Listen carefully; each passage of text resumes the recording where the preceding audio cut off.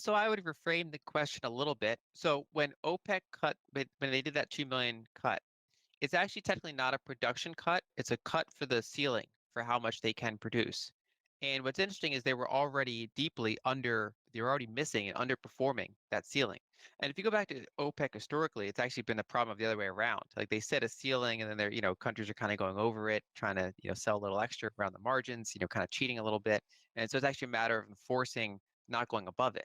Whereas in this environment, there's been the opposite, where the majority of OPEC countries or a bunch of OPEC countries are failing to even meet their ceiling. And there's been good research by a number of firms that specialize in energy, kind of all out more than I do, and they've done like the detailed work on analyzing some of these countries, and they've argued that a lot of these are near capacity. That that with the current level of capex and sometimes in some cases just the amount of reserves they have and just overall kind of maximum output they can do, that they're kind of tapped out. I mean, there's a little bit around the margins maybe, but they don't have this gigantic swing production that many people think they do, which is different than history. And then some, they might have to trim the production ceiling. If you keep failing to meet your production targets, eventually countries realize you don't have what you say you have. And so this is, I think one way of managing the optics. There's also the question, because we're talking about OPEC plus, which includes Russia. Due to the war, the Western oil companies have had to pull out. They had capital and equipment and expertise that was part of Russia's production.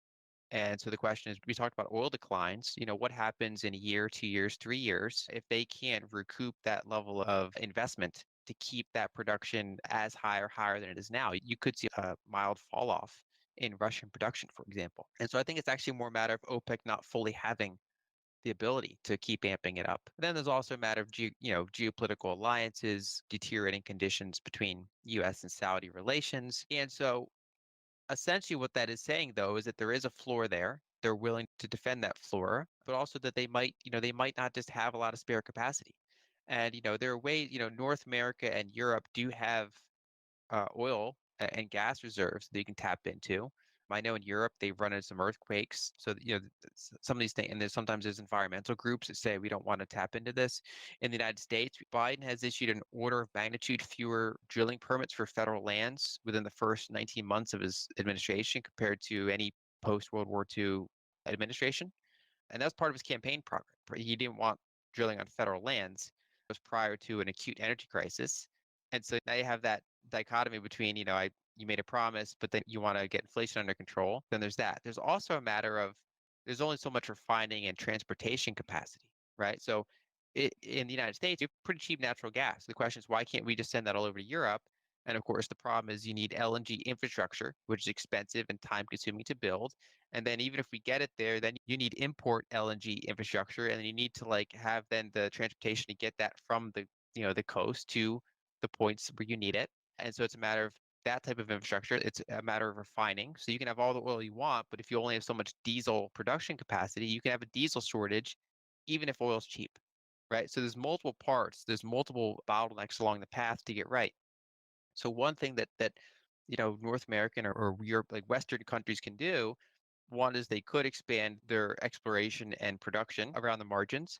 They also can invest in more infrastructure, transportation, refining, things like that. In the United States, we've not added a new refinery in like 50 years. We've expanded existing refineries, and that's because they're not the most environmentally friendly sites, and there's always opposition. Not in my backyard. No more refineries. And it's like, well, there is a trade-off for that. Either you have to import more of that product, or you're going to have shortages and high prices of that product if demand does not fall off with your capped or slow growing supply. And so there are investments that can be done. And I think it's one of those things where when the price signals emerge immediately, maybe there's the idea that it's transitory, or, you can blame someone. But if it goes on month after month, quarter after quarter, year after year, eventually that starts to change how people vote. It changes how politicians run the numbers. They want to stay in power. That changes how companies will choose to invest longer term capital. And they say, okay, this shortage is here to stay. Let me be a little bit more aggressive here now. And so, price eventually can solve a lot of things. And it just takes time, and it takes working through some of the headwinds that are present at the current time. Yeah, there's been both in the United States and in Europe, there's a problem with construction in general. It's just there's a lot of headwinds for doing it. And like you pointed out, there's not a lot of incentive to, run on a campaign of stronger grids unless you're experiencing like rolling blackouts, right? So once the problem has to get severe before it becomes a voter issue, and at that point it takes years to fix, right? So that's just how that works. And like the funny stat that we have is, the United States, it took like a year to build the Empire State Building in the 30s. We can't build a skyscraper in a year now. We can barely build one in 5 years. If you try to build like high speed rail, good luck.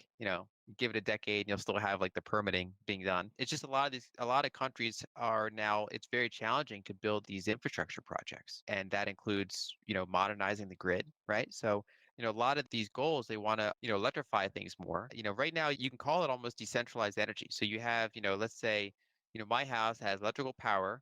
It also has a natural gas line, and then also my car goes to I get gasoline, which is a whole nother distribution point, right? So there's three different energy distribution points that are basically going to my home and my consumption.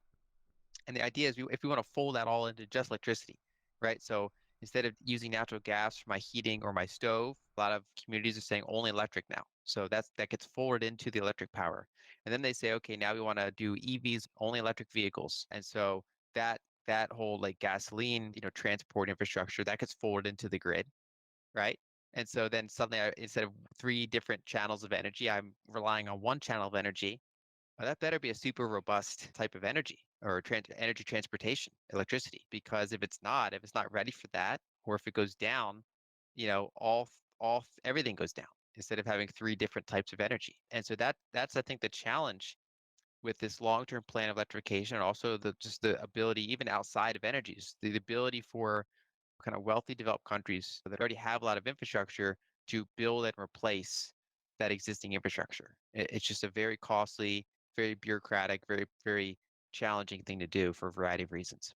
If you cause a deep enough recession and suppress demand enough, if enough businesses shut down due to high energy costs, if you create enough unemployment to suppress wage increases, then you can cure inflation, but it's like cutting off your leg to fix the infection, right? It's like that's not what the patient asked for. What people really kind of think mean when they say that, or like I think that what they should mean is how can you get back to a period of disinflationary growth?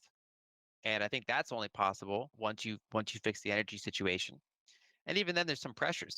We had a multi-decade trend of globalization towards places like China, and that's stalling out, or in some cases reversing, just due to one is demographics, and we've already filled that bucket now. And also, there's of course geopolitical tensions and reasons and things like that. So I think the short answer is, I've been describing like holding a beach ball underwater. You can temporarily hold it down. You can drain the strategic petroleum reserve. China's doing recurring lockdowns, which is actually suppressing quite a bit of fuel demand. You can tighten monetary policy so much that no one's building homes, and electricity prices can get out of control and shut down fertilizer and metals companies. And you can kind of press that down by having demand kind of fall to meet supply. The problem is then you start to get recession, you start to get unrest. And if you then try to stimulate you out of that, well, those shortages are still there structurally if you have not taken that time to increase supply. And another challenging thing is that all these rate hike increases, admirable as they are, they increase the cost of capital for energy companies. And so the hurdle rate for them choosing to do a new project is even higher now. And so it's suppressing demand, but it's also pressing, in some cases, supply, arguably. And so we're in an environment where until we grind through this, until we actually fix the energy situation, I don't think you're going to get disinflationary growth. Kind of bouncing between either you're going to get inflation or you're going to get recessionary like conditions with, maybe lower inflation, but nobody wants that either.